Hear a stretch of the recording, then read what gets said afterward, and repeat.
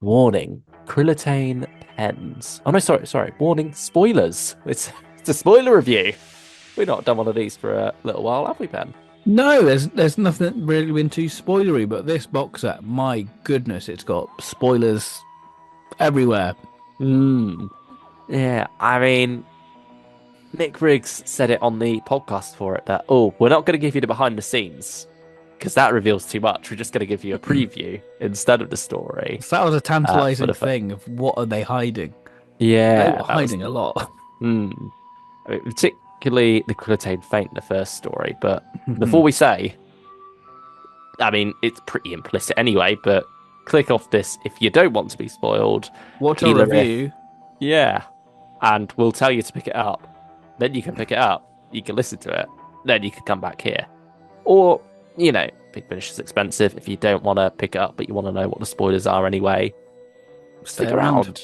Yeah, because we are about to reveal that 45 minutes into the Krillitane Faint, or around about that point, Mhm. it's revealed that the Doctor, Jamie and Zoe, that we've been following through the story up until that point aren't the Doctor, Jamie and Zoe. They were, in fact, Krillitane imposters. What a Which shock. I felt you got hints of it. I was wondering about Zoe before that. But then the way the reveal is done with the Doctor saying, we didn't know they weren't known to you when we told their forms, that's just a brilliant moment. That. Hmm. And then you lose quite a likable character. I mean, You too. as far as these humans can be likable in their rather inhumane experiments. Yes. But yeah, I think it made for such a neat twist and turned the whole story on its head. But it's a twist that the more you think about, the more it makes sense. Like at Mhm. first you think, wait, no. And then it all starts to click into place. I really because sometimes you have the opposite effect where the more you examine the It's twist, there for the reaction, isn't it? Whereas I think yeah, this pays off. this has its cake and eats it too. Mhm. I can only praise John Dorney for achieving that, really. It's very tongue in cheek as well with what it does with Fraser Hines. I don't know quite how I feel about that with I him. like it personally with him I, dropping the Scottish accent. it feels It's a like a wink and callback in nod. a way to the Faceless ones, where he drops the regional accent and instead goes RP for the double of Jamie and that story. I mean, it more would be in the sense that he sounds quite similar to Michael some of the time. Yeah, I And so suppose. I got a bit confused as to who was speaking for the But occasional line. it's probably Fraser going, I want my old job back. Yeah, he's like, right, time for me to be the second Doctor again. Imagine if they did that with him being the imposter Doctor the whole time. That would have been quite neat. That would have been quite a neat Michael would little have had thing. an easy ride. Yeah. Uh, yeah, I mean, the ending for this one is an intriguing one, as we're left with the Krillitane Zoe face to face with the real Dr. Jamie and Zoe as the last survivor. And I mean, it gets quite dark when you hear the Mm. seventh Doctor account in the Krillitane Relic, where he's saying about, I thought she didn't have long to live, but she died from her injuries. And so I left her there. You're like, you did? Because Yeah. I didn't necessarily get that vibe from No, the not from the extra story. story. No, no. But then you hear the seventh Doctor saying that, and you're thinking, that was a bit dark of you. Like, I know she was a Krillitane, but that was a bit dark of you. But I guess Troughton's quite a dark doctor, isn't he? When you look at him. Yeah. The morals of the Doctor are often in flux, really, depending on the writer's own morals and convenient for the story. Sometimes, Yeah. let's be honest. I think there was some interesting points made by the Krillitane Zoe as well Yes. about how the humans were experimenting, and you look back at that and you think, who were the good guys here, really? I suppose it sort of goes into Androgam territory, with the Doctor being very wary of whole species because of their characteristics. Yeah. Yeah. But at the same time, a lot of that is the Krillitane Doctor anyway, Mhm. trying to convince these people to let the Krillitanes go. So you sort of get away with it there. Uh, yeah, I love the way both these stories treat the Krillitanes. They make them out to be very dangerous. They really raise them up as a threat, which I think it's justified because School Reunion feels like a very big story. Yeah. Like, not just in having Sarah Jane back, but the idea of what these Krillitanes are after. Is it, what's it called? God Codex or something? Yeah. Yeah, whatever it is they were trying to crack, like the base code of the universe, make reality malleable to them. That brilliant performance from Anthony Heads, it all sets them up really strongly. And I think these two stories beautifully pick up from that. In a way, the Krillitanes feel like the new Zygons.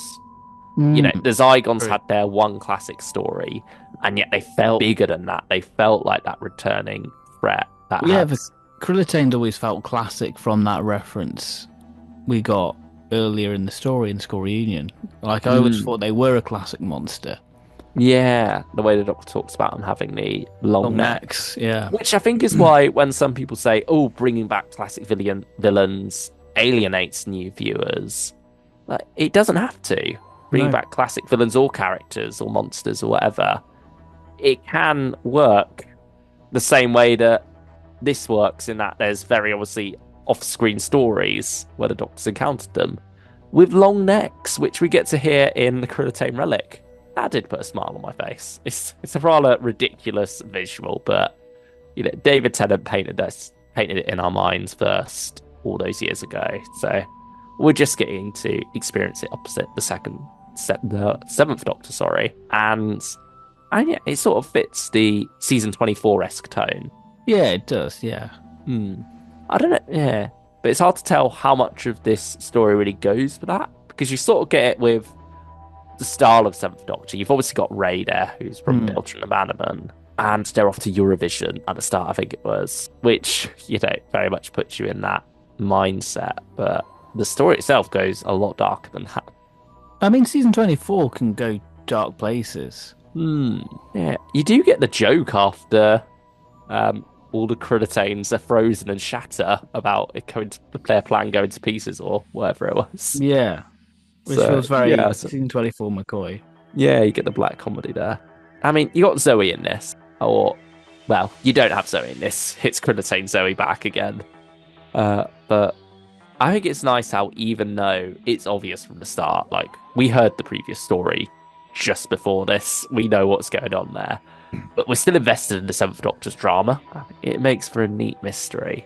It's wonderful how that slowly bubbles away throughout this story before you finally realise what's going on here with the reveal of the long neck Krillitanes. I did really enjoy these two stories a lot. I think there's a They are lot to really get out of them. really- What do you think of Ray as a whole being in here? I think she was a great element. I think it was a nice sort of freshen up for the Seventh Doctor. Hmm. Yeah, I think it was a nice change of pace, really. We don't really get much about how she came back, or nothing really. It's an open playing field for whatever they plan to do next with her, which hopefully they do. We do have the line about her being, I think, Older. is it late 30s they describe? Yeah. Late 30s, yeah, early 40s. yeah. Like, it's a character describing her character, which doesn't quite line up with the video trailer. No, it doesn't. But, we could move on from that. I suppose it makes it easier for them to do covers. Yeah, it does. But I imagine the original Delta and Abandonment picks are limited when it comes to Sarah Graham-Says Ray. Yeah, I mean, we'll see how it works out story-wise. And presumably that lines her up with possibly the 80s, maybe more the 70s. But at least it's not going to be a modern companion, but it is going to be a slightly more modern than 50s companion at least. Yeah. But yeah, she has the same energy. She's a brilliant character, and it just makes me want to watch Delta and Abandonment, really. Yeah, it's made me excited to get that Seventh Doctor set. Yeah, which fingers crossed they do. Yeah, you can't tease us like this and then not go any Not do further with it. Yeah. But the Dying Breed, your favourite of this set, surprisingly. Well, surprising to me. Yeah. This has got some nice little things, isn't it? Because it explains how the humans are linked to the Lupara. It's that origin. Yeah. It's always this fairy tale epic in many ways, isn't it? With Miriam Margolyes narrating some of that and lending her voice that's rather perfect for something like this. Yeah, and that it all comes full circle with her and the Fourth Doctor because this isn't just the Fourth Doctor with Leela. We get season 18 Fourth Doctor here Yeah, with an and off-screen Adric. with an off-screen Adric. And what's lovely is obviously Miriam Margolyes's Lupari's about to, go to the great beyond, the Yeah, they're kennel in the both. sky. Yeah, they're both nearing the ends of their lives. And, you can sort of link that as maybe these two are sort of pair bonded, Mm, which is quite a yeah, nice way to look at it. yeah. I really wish they went whole hog and did the 80s theme music at the end.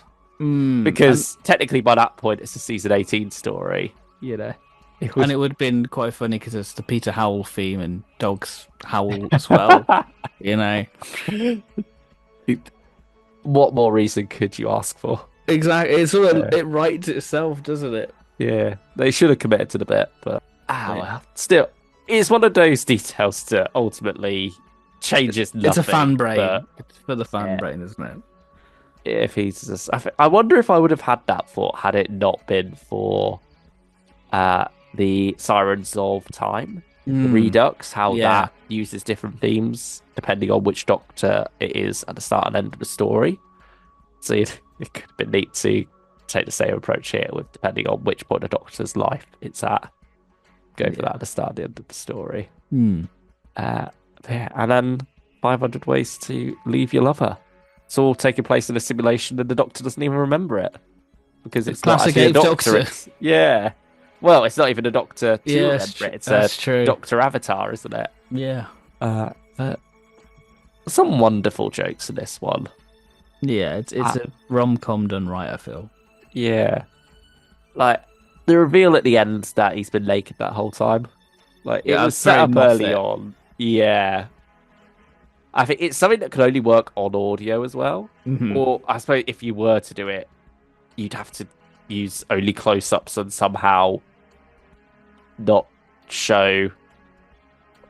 I don't know. It Yeah, would be difficult without revealing it, but I think on audio, it's the perfect joke to end the story on and sums it up neatly. It's a good time, 500 Ways to Leave Your Lover. hmm. I do like that Tim Foley is allowed to experiment a lot more. And often, stories like this, I'd look at and think, oh, I'm not so sure about that one. But seeing it's by Tim Foley, I think he brings a certain sensibility to it, to his characters, Yes. that makes any style work, any genre work. And so, yeah, I was very happy with how this one played out. Yeah, I think the monks are suitably well used in it as well. Yeah, I think they're well realized. I think it's very on brand with what you got in the Monk trilogy. That was Classic Doctor's New Monsters, Faithful Friends. A little spoiler peek into it. I mean, Mm. anything more you have to add? Buy it, listen to it again. Yeah, Good. Really good. we're repeating ourselves from the last review at this point, but Yeah, it's what more do we have to say? I'm in awe of it. I think the more I think about it, the more I go, wow, this was something special. Yeah, the more you think, the more details you pick out and think, oh, that was pretty neat. Yeah, I, yeah, just pick it up. I had such a good time. Really strong way to start the year. Thank you, Big Finish.